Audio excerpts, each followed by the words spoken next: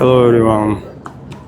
Second news update for 17th of September. Now it's 6 o'clock, about 6 o'clock in the evening Moscow time, and well, as I did it quite a few times before, some parts of update may be published on YouTube and Rumble, although longer version will be published on Patreon and Boosty. And as always, I have prepared quite a number of news on some major developments that Russian media reported about since today's morning live stream. And well, let me first show area here. This is entrance to the Moscow Zoo, famous, world famous, I will say, Moscow Zoo. And one day I might go in and make some video there. Why not, really?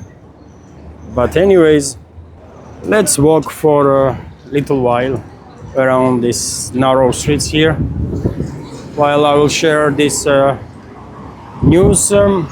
So first, I want to tell you, dear friends, that yet another US-made M1A1 Abrams tank was destroyed by Russian fighters. This happened in the Sumy region, and reports are that this is the first Australian Abrams tank that was transferred to Kiev regime by Canberra. I reported before about intention of Australian government to transfer around 3 to 4 dozen of Abrams tanks, older M1A1 Abrams tanks, Turkey regime. Then I shared reports that some of those tanks actually arrived in Europe, and well, today we have reports that at least first of those tanks have been destroyed. In reality, it could be, I don't know, 10th one, we don't know. Today we just had a video confirmation of drone strike on Abrams, and I did share a video on my Telegram and Twitter X page, so some of you might already have seen the video. Nothing extraordinary, but well, it didn't take long, isn't it, before Russian fighters took out that Abrams, or Australian Abramses. Also, dear friends, Russian media outlets reported, based on Defense Ministry's latest update, that during the past 24 hours, Kiev regime lost about 1,500 military personnel, more than 1,500 actually. Also, Russian armed forces during the previous 24 hours destroyed 14 armored combat vehicles of the enemy, 12 artillery guns, and one Sivalka multi-launcher rocket system. So quite a successful hunt for Russian militaries on enemy armored vehicles there. And probably Defense Minister will report about this destruction of Abrams tanker tomorrow, maybe after, even if it will be acknowledged that Abrams tank was destroyed. At this point, no one really cares that much. It is Abrams or German Leopard or British Challenger tanks, although we have not seen British Challenger tanks since the Kursk incursion of Western-backed terrorist regime of Zelensky, isn't it? Last time we hear about Challenger 2s, British Challenger 2 tanks, was Kursk salient area where Russian forces successfully struck yet another Challenger, and so successfully that turret of that Challenger fly away.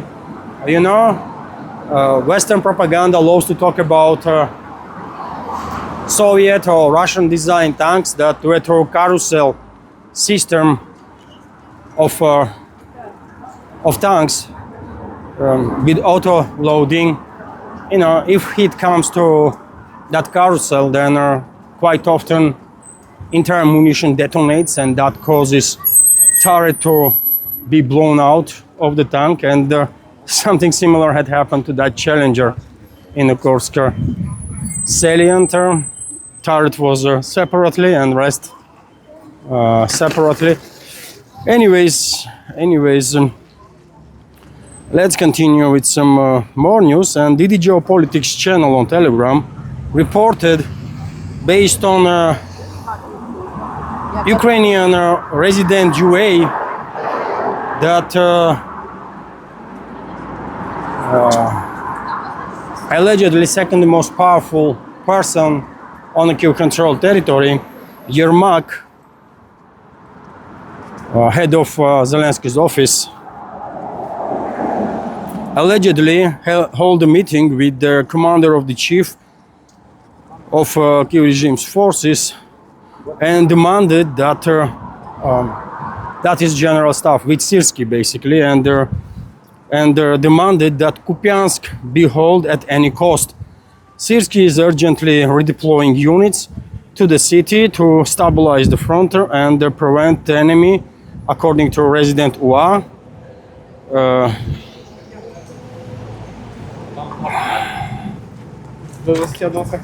What?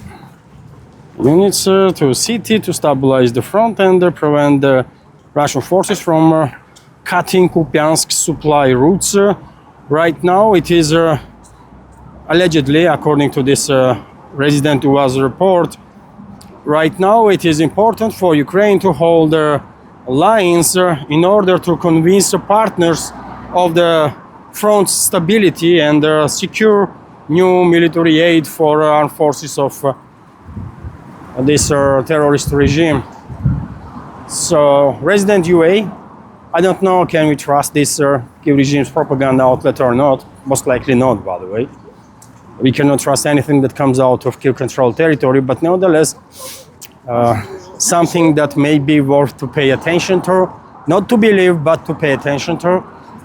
And so this resident UA is reporting that Yermak demanded, and that is Zelensky, demanded that Syrsky will sacrifice whatever number of military personnel to keep positions in Kupyansk to guarantee basically non-stop supplies of weapons from NATO and weapons and the money. They care about money much more than weapons, by the way. And they definitely care about money much more than lives of the people on their territory. Will they be able to hold on to Kupyansk for any longer? It's a question. It's a question, by the way. I'm not sure about it because Russian troops are quite active in the area and they're quite successfully moving forward. And it seems like, at least for now, Kyiv regime was unable to stabilize the situation. So that's being said, I have no idea, dear friends, where I'm going right now. I have never walked around this area, but anyways, let's go for a little walk. If I see anything, especially interesting, I'll turn the camera and show you through. So, okay, let's continue with some other news so-called MP in Kyiv-controlled territory is reporting that from now on, 60-plus-year-old people will have an opportunity to join this terrorist regime's armed forces. I reported earlier that there was a bill introduced to so-called parliament in this creation of Bolsheviks, Ukraine, to allow 60-plus-year-olds to join the military.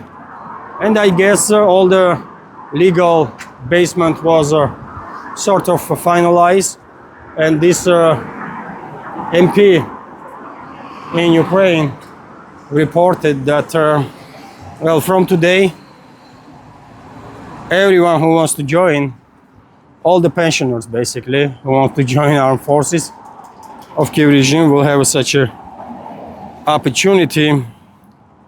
Name of that deputy is, let me check, dear friends. I want to give you name of that deputy. Unfortunately, TASS news agency cannot live without advertising, so I have to refresh the page. So Roman Kostenko, that's the person who reported about this, that well, decision has been finalized and all the pensioners can join the army. And you know what, some desperate pensioners, dear friends, some desperate people, 60-plus-year-olds, might actually make decision to join our forces in the hope that either they will make some money for their grandkids or kids or whatever, or if they will die on the battlefield, which is highly likely, given high intensity of their battles, then their relatives will receive some financial aid. Well, Kiev regime has to be, Zelensky and his criminal associates have to be sentenced to life imprisonment forever and ever, by the way, for putting people in such a desperate position in this former Soviet republic, isn't it? But I can see scenarios in which some elderly people will actually sign up for armed forces exactly with that in mind, that until they will die, they will get some payment, and if they die, their relatives will get some compensation. Most likely, in majority of cases, their relatives will get nothing, because Kiev regime will designate them as deserters or missing in action, as they do many times in majority of cases, to avoid paying compensations to the relatives of these individuals. But yet again, who can explain this to potential contractors of Zelensky's regime? Man, no one. It's sad, isn't it? It's sad. Anyways, a few more news, dear friends. Let's go that way. Let me turn the camera. I can see some alley there. So I don't know where this, how should I say, alleyway,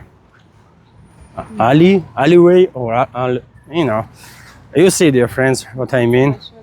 It's not necessarily boulevard, isn't it? But oh, okay, that street that we just walked through is Большая Грузинская, big Georgian street, if we translate. So okay, let's continue, and I do have a couple of more news that I have bookmarked for tomorrow's live stream. And let me see what is next here. EU nations are trying to, well, Lavrov, foreign minister of Russian Federation, makes statement today about Ukrainian crisis, about EU's destructive role in this conflict, in this situation, and he basically said no place for EU at Ukraine talks, which is a quite understandable position to have from Russian side, of course. But let me give you some details. EU nations are trying to elbow their way into a Ukrainian peace process despite their openly hostile stance towards Russia. Foreign Minister Sergei Lavrov has stated, stressing that the blocs should be kept out of the talks for that reason. 100% agree, by the way. Speaking at their embassy roundtable about the Ukrainian crisis on Wednesday, Lavrov, that is today, Lavrov said that EU countries are clearly trying quite brazenly to reclaim a place at their negotiating table. The minister, however, signaled that they have no business there. The bloc, he argued, maintains their position of revanchism, of inflicting strategic defeat on Russia, while debating a potential troop deployment to Ukraine in case of a ceasefire. There is, of course, no place for it at the negotiating table, he stressed. Moscow has consistently opposed the deployment of any Western troops into a neighboring country under any pretext, saying that one of the key reasons for the conflict was NATO's expansion towards the Russian doorstep. It has also warned that unauthorized foreign troops in Ukraine would be considered legitimate military targets, and very same was said by Russian President Vladimir Putin recently, I believe during his press conference in Beijing, right?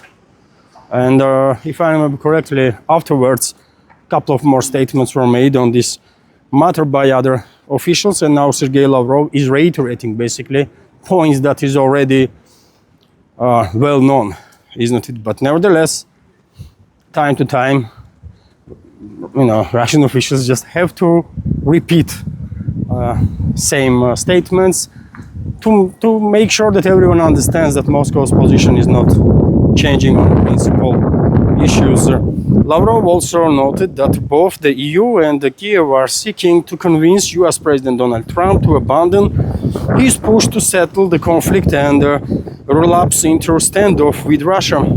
They want essentially to turn Biden's war into Trump's war, and well, I have to disagree on that with Lavrov. I can understand what he's doing there. I guess some Russian officials still believe that they can actually persuade US administration or America First forces that it is not in their best interest to be part of this proxy war against Russia, which is true, by the way. But, and you know what, America First forces in US probably are on the same page. They don't really need any persuasions. They already know what is their strategical goal is to, US to be focused on US administration, to be focused on US citizens, needs of the country, not on some forever wars and stuff. And this is very clear. But, well, if a number of Russian leaders, including Foreign Minister Lavrov, actually has a hope that America First forces have initiative in the White House, control in the White House, and Trump will listen to America First forces, then I think he is just too optimistic, way too optimistic, by the way. Trump already demonstrated that he can flip-flop on different topics a couple of times a day even, right? Not just every other day, but literally in one day several times. So I don't think it is very practical to have any hopes that Trump will lead US based on best US interests. Unfortunately not. There is much more chances that neocons and globalists, and also Zionists, by the way, will move around, will navigate Trump any way they want on this geopolitical desk, right? So that's my take. Maybe I'm missing something there, I don't know, but we will find out anyways. We will find out. And as an argument, by the way, in favor of what I just said, I have next news here that deliveries of US weapons purchased by NATO countries under the PURL or PURL Priorities Ukraine Requirement List program has already begun.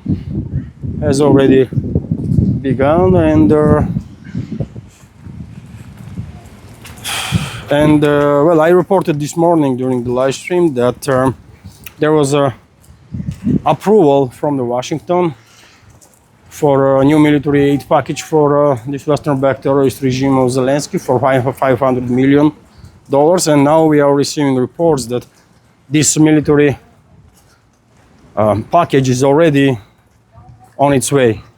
So you tell me how what that says about administration of Trump.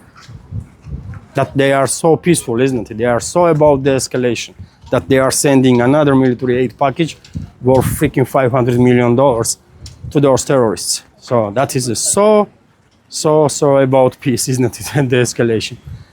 It's sickening.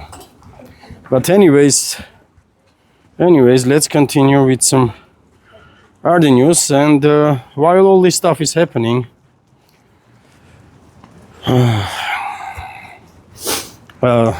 head of that terrorist regime in Kiev is demanding from the West to prioritize Kiev regime, not the interests of the West. And he is saying this openly, by the way. In the morning, I mentioned that some of the statements that Zelensky made during the interview with the not Fox, but Sky News, right? And some more details are known about that interview. And this is exactly what he says. Very same time, Western states should put Ukraine's means Ukrainian terrorists, right? Zelensky and his criminal associates, basically. Western states should put Kiev regime's needs above their own. Zelensky has suggested, accusing the EU and US of dragging their feet on the new sanctions against Russia. In an interview with the Sky News, aired on Tuesday, Zelensky claimed the deliberations about the possible blowback from further sanctions were dangerous waste of time. And we have quotes, I believe, that all countries need to stop thinking about themselves and their future relations with Russia, but instead think more about Kiev regime because it's today and now, he said. This is already dangerous and, to be frank, dishonest. He accused Westerners, basically. And I don't know, this foreign policy, this US so-called media outlet, for a reason actually come up with the article that Zelensky and his associates are losing touch with reality, because they do. They are openly now demanding from their Western elites, for whom Zelensky and all the others are proxies, right? Nobody's, just proxies.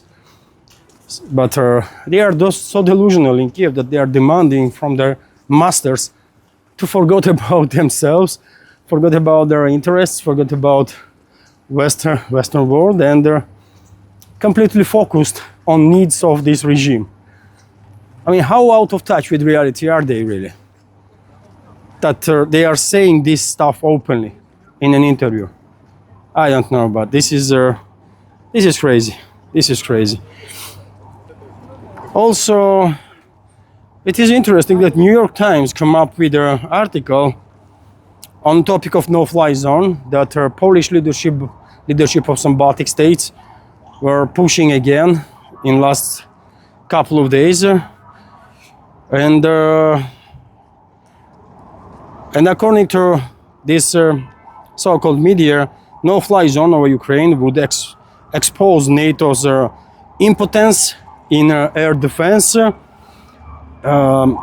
York Times also adds that Allied air forces do not have necessary equipment to sustainably intercept Russian drones, meaning proposition remains both military and politically difficult. So New York Times basically acknowledges that despite all the talks, Western NATO basically is in no position to actually sustain no-fly zone over Kiev-controlled territory. And yes, it's true. But on the other hand, we all know what Russian position is, isn't it? Any attempt of West to impose a no-fly zone will be considered as an act of war. Any military action against Russian planes or the drones will be considered as an act of war, and we all know what will come next. Russian response, Russian retaliation, isn't it? Well, Where are we? We are on Sadovое Кольцо, dear friends. Let me turn the camera and okay, I think I know where we are. So okay, let's cross the let's cross this street. There's gonna be some underground crossing somewhere. Yes, it is there. And well, once we will cross this Sadovое Кольцо, this is basically a ring around the central parts of Moscow. There are several rings in the city, and this one is around the historical center of the city. Although some might argue that parts that we were just walking around is also historical part. Moscow is just huge. So, anyways, dear friends, let me cross this street here, and then continue with a couple of more news. Dear friends, I have not just crossed that street, but already recorded the second part of the update. Although on YouTube and Rumble I will publish first part, and hopefully you will find it informative and useful, interesting. Full video will be published on my Patreon page and Boosty page. And well, if you like my work and want to support, there is no better way to do it but to subscribe to my Patreon page or page on Boosty. Links are on this video in the description box and in the pinned comment, as well as links to other support platforms. That's it for now. Have a wonderful day and take care. Bye.